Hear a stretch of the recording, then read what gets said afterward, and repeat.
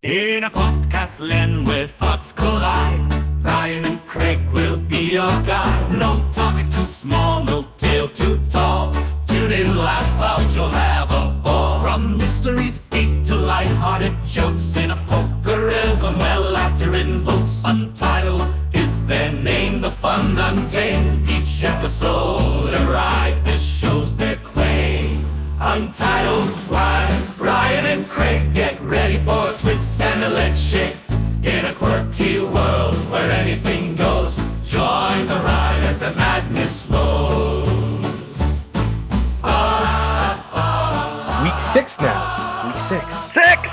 Yeah, the numbers just keep going up. Yeah, just by one. But that's how you count. If That's how numbers work.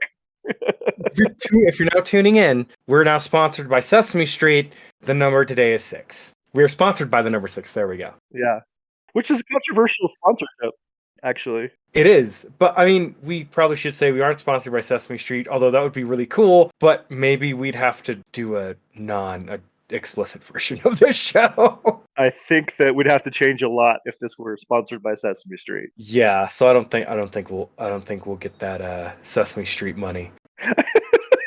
But anyways, We've already had the phrase Sesame Street money used. I never know where this is gonna go. It's fantastic. it's true, and that's if you listen to one of our mini intro songs, was it "In a Podcast Land Where the Madness Flows"? I mean, Yep. it's My favorite part of any of those songs is the one where it's like, get ready for a kick and a leg shake or something, or a twist and a leg shake. I'm like, what does that mean? AI? What? I don't know what that means, but I love it. I think it's pulling on like old timey stuff. Something. I don't know if you know this, but telling someone a boner used to be a really good joke back in like the 20s, and now a boner is Not that. well, it's not Right. that, yeah. Yeah. So I'm surprised we don't have, they'll tell you a boner or two. It's like, please God, no. I don't think we would have used that one. Or maybe we would have. I don't know. Honestly, I would have used it. Let's be real. Anytime we can get some free music, we're going to probably be in on it, regardless of how many times they mention boners or anything, really. Yeah, there you go. Now you're on the trolley, which is also 30s slang. I was going to say, that's the cat's pajamas. All right. All right. Oh. So, full disclosure, we're recording this on election night. We're not going to talk about the election. We already did that last week. We did. Thank God we're not going to talk about that. Well, what I will talk about is what's going on this week, and that's the fact that we are in the midst of that not knowing. We're not talking about who we voted for. You know who we voted for. We're not talking about how results are coming in. We're just talking about that general angst of election night, the uncertainty. Does anybody actually like election night? That's my question. I work in TV, so I love election night because there's always crazy shit going on. But I mean, that's only because of my professional life. When you mess up in high school or middle school, whatever you do, like not anything crazy, but you're like waiting for the other shoe to drop and the principal to call your parents while you're home. That's kind of what it feels like. It does have that, waiting for the other shoe to drop and something bad might happen. But you don't know, and the not knowing is the worst part. Yeah. Yeah, so that's where we are. Yeah, it's like when we discussed that one, I can't remember what episode it was. Look at us doing callbacks to other episodes. It's like that episode we talked about where we're like, what if you knew when you were gonna die? What would you do? I don't need to know when I'm going to die, but if I would be able to know who's going to be president at this point, I mean, probably everyone listening already knows that now because we're recording early because I'm going to be going to San Francisco. So this one probably won't come out until, well, God willing, the election has been decided. Yeah, and then we'll probably talk about that the next week. So Yeah, good chance of that. But anyway, that's where we are. Usually we talk about what happened to us this week, and the last time we recorded was 4 days ago. But I did have something happen. You've got news. I have news. Big news. Okay, let's rephrase. No, the House accepted. The house itself has become sentient and accepted our offer in Buffalo. So one piece of the puzzle is done. The other piece is selling our house in Colorado, which hopefully, God willing, will be this week. But something else happened that I really wanted to tell you about, and it happened last night. Ooh, what happened? Fans of our show know we're not I say fans, all 6 of you. You know that I am not in the raccoon camp. I do not like raccoons. Okay, so I've been telling Craig that I spotted the Raccoon King, and it's this fat ass raccoon that I see every so often. And he came by last night. I caught him eating the food I leave out for the stray cats. And this time I was like, no rubber slug, no rubber slug. So I grabbed the Glock and I went outside and he tried to scramble up the fence and he like climbed across and he stopped and he looked back at me and I just couldn't do it. Even though I hate him, I just couldn't do it. It's a respect thing. And it was like, you know what? You are a living thing. And then when he looked back at me in the flashlight, I saw his eyes. This bastard slipped, recovered, and then hissed at me. And I'm like, I should have shot your ass.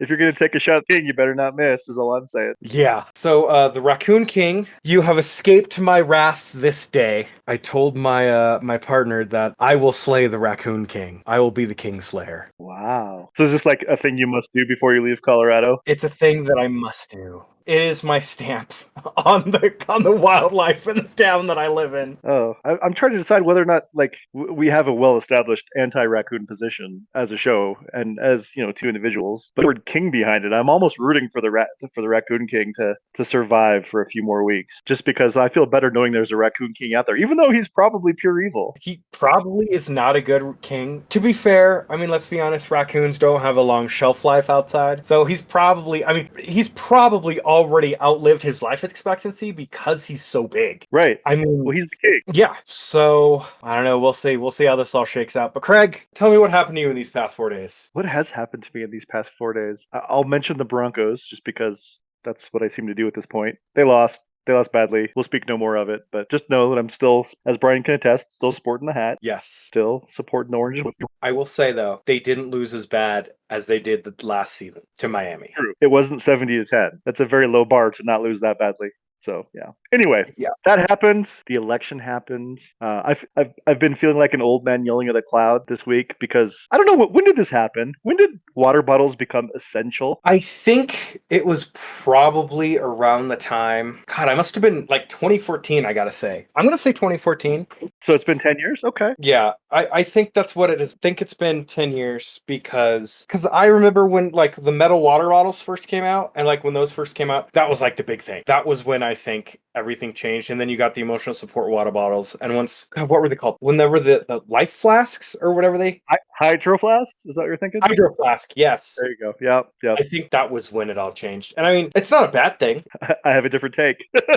You have a different. I mean, I carry a water bottle with me everywhere I go, but that's because I drink so much water. It's essential to life. Like I said, this is my old man yelling at cloud. I know I'm in the minority here. I hate water bottles. I do not carry them. I drink out of cups. That's worked for me for almost the entirety of my life. And I don't need to carry around something that encloses it. But like, I don't know why this came up, but just my daughter can't leave the house if she doesn't have a water bottle. Like it's like if you forget your phone. Now that I understand, you can't leave your house without your phone. That's crazy talk. But you can leave your house without a water bottle. Like, Can you? yeah, you can. I do it all the time. I guarantee you, water bottles are not Or do you essential. just carry like a giant cup? I mean, I've been known to do that. Like, if you look in my car, a lot of times I'll have a giant cup of water in my.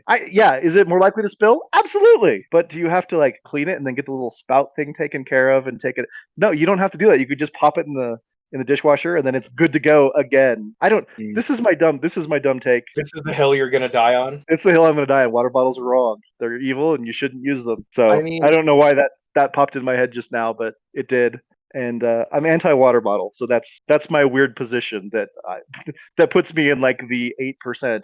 I'm like the percentage of people that are voting for RFK Jr. tonight, basically, with that take. But I mean, I guess so. I just see the utility of water bottles. I'm very utilitarian. yeah, fair enough. I mean, people love them. I don't know if this is a good topic, but it's bothering me. I hate water bottles so much. It's a weird thing to hate. That is a weird thing to die on for sure, man. Anyways, Craig, what time is it? You know what time it is, my friend. It's time for the.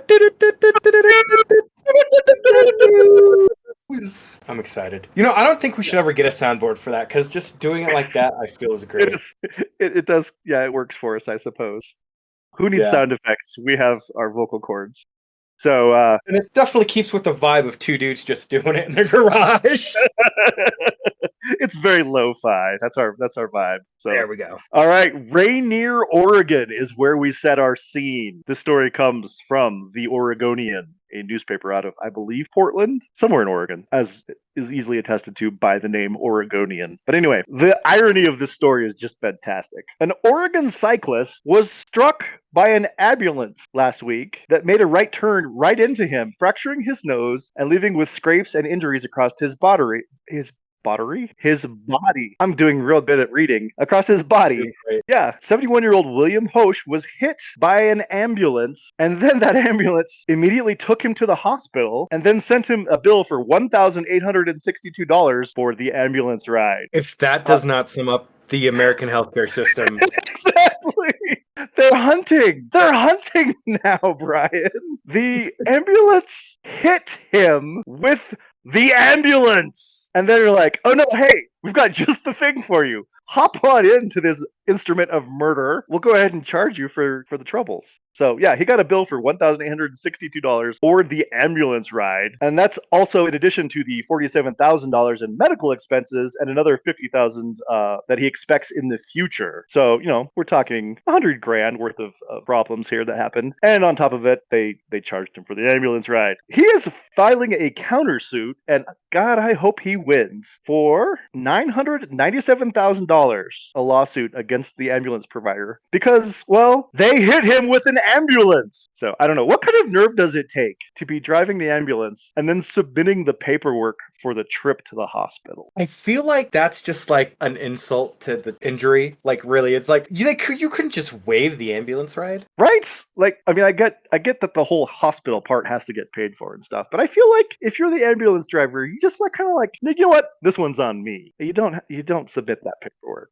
I feel like, yeah, that you could have done that. You could have really just said, you know what, man, this one's on us. You don't have to pay for this one. Like, you could have ride the ambulance free card. I think for the rest of time, anytime you need an ambulance, it's like you have to pay off the debt that you owe to this man. So for the rest of his life, he gets free ambulance trips. You definitely don't charge him. They really should have. I mean, lifetime free ambulance rides, or at least, waived the cost of care because they hit him. Yep.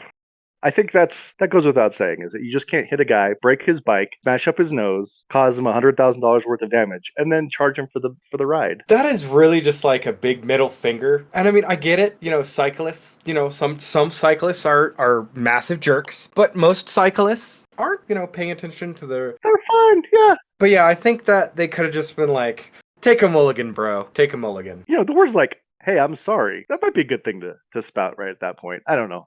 It's just kind of one that made me laugh because the irony involved of getting hit by the thing that's good. It reminds me of Homer as he pulls out. Everything reminds me of a Simpsons thing lately when he pulls out the beer and he's like, beer, the cause of and solution to all of the world's problems. The Simpsons were really on it. They really, really were. Yeah, I know. That's just kind of how it rolls. They have a special view into the American psyche, I guess. I don't know. But anyway, I have one other story. It's not a big story, but apparently mostly the story is that this exists, but and it's kind of on brand for us, so I thought I would at least mention it.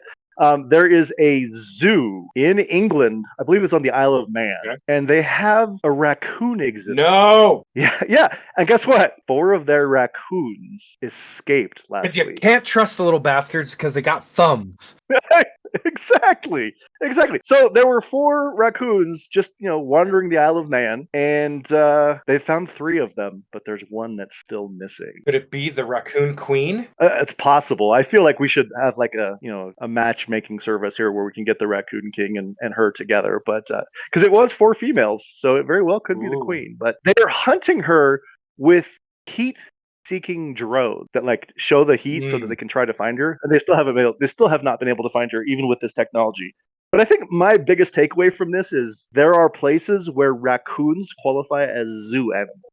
That is a lame zoo. I don't know what to say to that, except there should be fancier animals at a zoo. Yeah, like elephants, sure. Gorillas, yes. Monkeys, absolutely. Squirrels, no. You know, Raccoons, definitely not. Hippopotamuses, yes. Like, it doesn't seem like it would be hard. Like, you just get a guy going like, would a kid care if he sees this? I don't. Do they have raccoons like in the wild in England? Is that a thing, or is it only in a North America? I don't know. I mean, I'm sure they have their own badgers that look wildly different from our badgers. So Right. maybe, Maybe it's an exotic animal. I guess. I mean, I get like zoos having like a local animal exhibit, like that makes sense to me. But raccoons, man, you can't. I know. They're evil. I mean, Well, they're escape artists. The zoo actually put out an APB saying, "Hey, keep an eye out for these things. Don't approach them. They're probably not dangerous," is what they said, but they could be because they'll be scared. Like, these are raccoons. They are dangerous, and you should be scared of them. Is all I was thinking. But they're conniving. maybe it's like Australia. Like, they probably think the fact that we have kangaroos in our zoos is ridiculous, but we don't have kangaroos. So potentially, I guess the question is that we'll have to answer sometime this week is, does England have raccoons? Yeah. A question I never thought I would need to answer, but suddenly seems pressing. Yeah, there's a lot of animals that have Latin names because they obviously show up. They were in Europe, like foxes are Vulpes vulpes, I believe, but they don't have a Latin name for opossum because opossums are North American. Right. And so they never had them when people were speaking Latin. Is that why we have Latin I names believe for animals? I want to say I believe so. My etymology I think might be off on that, but it's probably right, at least anecdotally. Okay. But I always use those words wrong. I always use the one that's being study of bugs instead of the study of words. yeah, I think it's entomology versus etymology. I think entomology is the bugs, and I think etymology is the words, right? My wife always corrects me every single time. God, I hope I got that one right. But yeah, no, you can't trust them. Yeah, I think you did. Can't trust raccoons, especially when they're on the run. Hopefully they find them. Yeah, I mean, or they don't. It's a raccoon. It's not that To be important. fair, there's no male Anyway. raccoons there. I mean, they can't really invade, so Right, and if there aren't any raccoons on the planet, there are raccoons on the planet. I was going to say on the island, but it's it's a non-issue. Exactly. But I don't know. We'll see. Anyway, I'm Craig, and that is the news. Yay! Yay! Okay, so I waffled a lot on what I should break your brain with, and Okay, brain break yes. waffles. And I decided that I would go with an old standby for something I actually witnessed. And Okay, it broke my brain when I first saw it when I was a teenager. I'm excited. So, have you heard of the 700 Club? Is that like the Christian television program? Yes, exactly that. Yes, I have heard of that. I have not watched it a whole lot, but I do know what it is. You could save yourself a lot of brain rot by not watching it. That's kind of what I figured. You know how they do, like, they have their whatever, they have their prayer sessions, they have like their guests and whatever. But they also have like stories of like how these people found the Lord, TM, and Okay. they have these like dramatizations, right? And I remember watching it because my dad at one point was very religious. Okay. And he just had it on. And I remember watching it because, like, I said, Dad, can we change it? And he's like, no, absolutely not. You need to get a daily dose of the Lord. I'm like, all right, whatever. And I'm watching it, and it's this guy who had a very roundabout way of finding the Lord. And there's a lot of problems with this story, like morally and the way the presentation, but you have to understand this was like 2003. I think 2003 or 2004. So, and anyways, so this guy was like, he was born in Thailand. He had a rough upbringing, and and it was showing like, telling his story with the voiceover and whatever. And he's like, I grew up poor, blah, blah, blah. I grew up on the street, blah, blah, blah. And then he like has a sexual encounter with an animal. Wait. Whoa. Oh, okay. Wait. Before we get, is this like an Unsolved Mysteries like recreation dramatically where they have like they're showing it to you? Exactly so. Like with actors. Okay. I just wanted to make sure I had the right thing in my head. That's what I was picturing, but I wanted to make absolutely clear. And I'm hoping that this was merely mentioned and not shown. It was the animal encounter. Shown. No, shut up. Yes. No. This was the 700 Club, which is even what? Yes. No. Yes. I don't believe you. That can't possibly be. 100%. 100%. Oh, consider my brain broken. And maybe never fixed. Oh my god. Okay. Continue, because I don't know what else to say. Okay. So, and then he's like, no, I'm sorry. I have to interrupt. Where were we? It was. We're at the sexual encounter with an animal on the Christian program, the 700 Club. Okay, that's where we were. Please, which, continue. For the record, is rated TVG. I want you to know. Of course it is. So Wow. he's giving his story. It's showing this, and he's like, at that point, I no longer wanted to live my life as a man. And I'm like, Oh no. okay, I'm here for you. I support your transition. And then he's like so the way that the story was framed was he was a man, because I guess that's how he ended up, so that's the pronouns I'm going to use. And it really didn't Okay. get into it, so I'm going based on the knowledge I have. So anyways, Okay. Just when you said I no longer want to live my life as a man, I did not go in the trans. I was picturing he now wanted to live as a raccoon or whatever the animal that he like. I thought is it? Could you like transition to being a varmint? you probably could. Society, I would assume, would not look down, but they definitely give you the side eye for sure. I think you'd be frowned upon in many cultures. But anyways, he decided to live his life as a woman. Yeah. Okay. Living his life. This is brain break number 2. Okay, this is brain break number 2. There's more curves to this. I thought that the whole sexual encounter with an animal was enough. I'm not sure how much more my brain can take, but No. okay. Brain break number 2. Okay. Bring it on. So I'm ready. living his life as a woman, living his life as a sex worker. Okay. Craig, wherever you think this is going, you don't know. I believe you. I'm jelly in your hands at this point. Like, just continue, and hopefully it'll all be over soon. This pastor from, I don't know, some state, I want to say it's Ohio because that sounds right, Okay. goes to Thailand, accepts his services, and they're talking, after the service has been rendered, and he's like, you don't need to live your life like this. Come to Jesus. How do you see yourself? And he's like, I was born a man and I'm gonna stay a man. And I'm like, y'all really glossed over like 2 very important things here. Wait, after? Oh, okay. You may have just set a new record for breaking my brain because I don't know how to process Yes. this. So you don't have to live like this. Well, after me, of course. You do have to continue for at least tonight. Correct. Oh my lord. Okay. Correct. This is a wild one. Wait, did they show the second encounter on the 700 They Club did as not. well? They showed like the aftermath, like they're sitting in bed and just talking. That's what they showed. Okay. And it was like in that gritty black and white thing, and they're talking, and it was like the music is swelling, and I can't remember exactly how it ended, but I just remember it going back to, oh god, what is his name? Robert Patterson? No, what is his name? I was thinking of it when you were. Yeah. Oh my god. Anyways, I should know this. that guy. And after Yeah. like the video goes and he's looking dead into the camera lens, and he's like, isn't that just an impactful story of finding the Lord? And I'm like, that had more twists. No. That had more twists and turns than a Stanley Kubrick movie. Like, oh my god.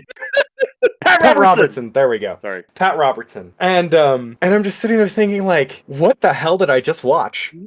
That's certifiably wild. If that is how that happened. I 100, because I remember thinking in my head, like, this is a 700 Club. What the hell am I watching? Like, usually it's just like, sing songs and like talk about the Lord, and we're envisioning what hell looks like, and it's nope. Yeah. Missionaries have changed their tactics if this is the way that this is happening, because that's not how that's not how I envisioned this going in any way. It would.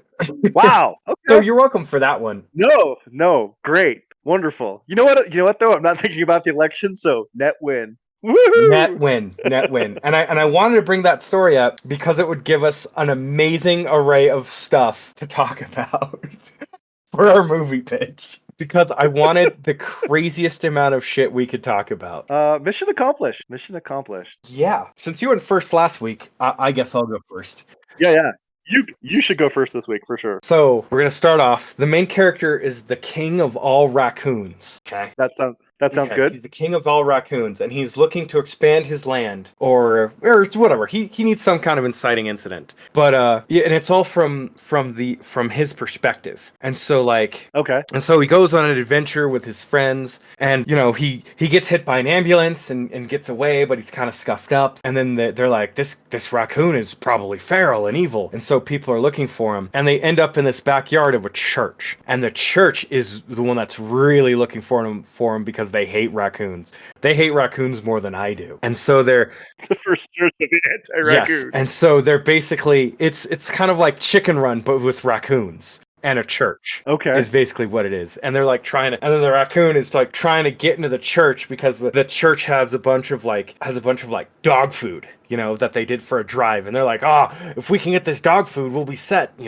something like that. He needs like an inciting incident and a goal, but I don't have those just yet. Yeah, it'll be called the Odyssey of the King, the Odyssey of the Raccoon King. I like it. I like it a lot. Now I think it needs to be claymation. Yes. If I have any notes, that would be my first thought. Is that when you said Chicken Run, I'm like, yeah, this definitely got to be a claymation thing. Wallace and Gromit esque. Yes. But yeah, I think there's some bones that we can put some meat on here. Yeah, I'm liking it. Yes. All And right. I think there needs to be a scene where the pastor is like, I'm gonna get this raccoon, and is like shooting slingshot like stuff at him, and is like narrowly missing, and then like he's at the kill shot, and he doesn't take the shot. I was gonna say he can't take the shot. It's the Raccoon King. And then the whole trajectory of the movie could have changed, and that'll be the crossover into Act 3, of course. Yeah, I'm with you there. I think that's good. I enjoy the possibility of a Rat King movie. Yes. Just the whole concept of a Raccoon King. Excuse me. The Raccoon King mythology, I think, has a lot of things that we could dig into with it. But So wait, I like hold that. on. So, all right. What if the Raccoon King and the Rat King are at odds, and that's the inciting incident where they have to leave?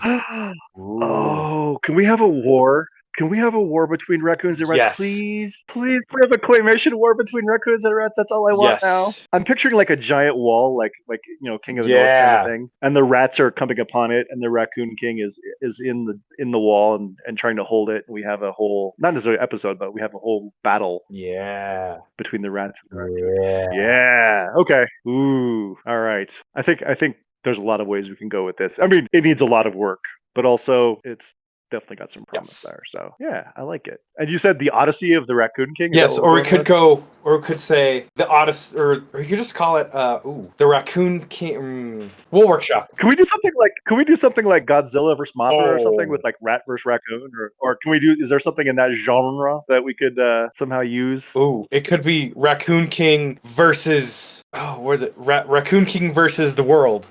There you go, or Raccoon King versus Suburbia. Yeah, there you go. Oh, I don't know. There's so many ways to go with this. Yeah, there's a lot of different ways. Yeah, I like it. I like it. Okay. Mine is not nearly as whimsical. Probably, I'm going to say a thriller. No, not a thriller. I don't know. It's like a biopic, maybe. Yeah, of a man who's not sure he wants to be a man. Oh, God. But he's also not sure he wants to be a woman. So he just doesn't, they don't really know what they want to be. So they go for a bike ride because, that's how you figure these things out. They're riding through Oregon. Little town called Rainier, when suddenly an ambulance turns right into them, destroys their bike, and throws them into the back of the ambulance. At which point, the ambulance driver gets in the back with them. One thing leads to another. There's a furtive glance, and oh my God, things happen between the driver and this person who's not sure exactly what they want to be.